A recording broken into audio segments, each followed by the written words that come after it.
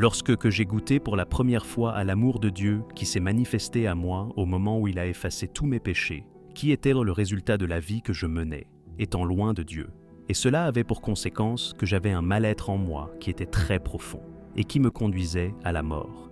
Mais gloire soit rendue à Dieu de ce que lorsque j'ai ressenti cet amour, j'ai saisi cette opportunité qui se présentait à moi à ce moment pour prendre un nouveau départ, qui a consisté à emprunter un nouveau chemin, qui a été bien sûr un tournant dans ma vie et qui était à 180 degrés.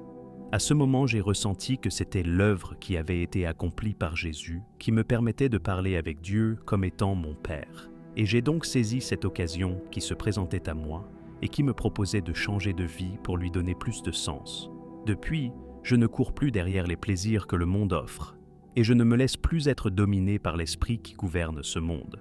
Parce que c'est vrai qu'avant ce jour, j'avais fait l'expérience de ce que ce monde produisait comme fruits, qui sont la haine, les faux semblants, la fausse joie, l'hypocrisie, et surtout, elle ne produit pas l'amour, qui se manifeste par le pardon, mais pousse plutôt à devenir égoïste. En effet, les fruits que produit le monde ne conduisent qu'à la déception, parce que ce monde n'est qu'illusion. Mais ce que produit la communion avec le Saint-Esprit, c'est l'amour, la paix et la joie. Et cela devient possible lorsque nous donnons notre vie à Jésus-Christ. Attention, cela ne signifie pas que nous devenons parfaits.